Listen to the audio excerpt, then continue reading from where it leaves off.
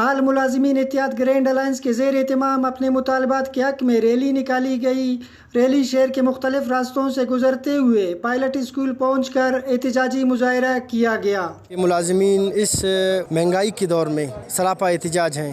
یہ پچھلے 1.5 سال سے ہمارے بلوچستان کے ملازمین کو ہمیشہ جو ہے نا ٹھگایا جاتا ہے کہ ہم بجٹ میں آپ کے لیے ڈیارے رکھ رہے ہیں، آپ کے جو ہے نا ایڈاک بڑھا رہے ہیں یا جو ہے نا ایڈاک ضم کر رہے ہیں۔ تمام ملازمین نے گورنمنٹ کی بنائی ہوئی کمیٹی کے ہی سفارشات کی منظوری کے لیے احتجاج پہ سراپا احتجاج ہیں۔ گورنمنٹ نے خود ایک کمیٹی بنائی، اسی کمیٹی نے یہ کہا کہ بھائی ہم نے آپ کے جو جائز مطالبات ہیں وہ منظور کیے ہیں۔ اس کے بعد ہم نے اپنے احتجاج کو مؤخر کیا اور اس کے باوجود جو گورنمنٹ ہے، جو گورنمنٹ کی پالیسی ہے گورنمنٹ آف بلوچستان کی، اس نے ہمارے قائدین کو، ہمارے 37 پروفیسر صاحبان کو جبری ریٹائر کیا، اور جبری ریٹائرمنٹ کے بعد ہمارے ایجوکیشن کے مختلف اضلاع کے بہت سے اساتذہ کرام کی انکریمنٹ روک دی، ایک بیسک جرمانہ کیا اور 3 سال تک ان کی پروموشن روک دی۔ ایک تو اتنی زیادہ مہنگائی ہے کہ آج سے 10 سال پہلے جو پیٹرول کی قیمت 70 روپے ہوا کرتی تھی، آج وہ 400 روپے ہے۔ آپ نے جو کنوینس الاؤنس ہمیں دیا ہے وہ 2006 کے حساب سے ہے، آپ یہ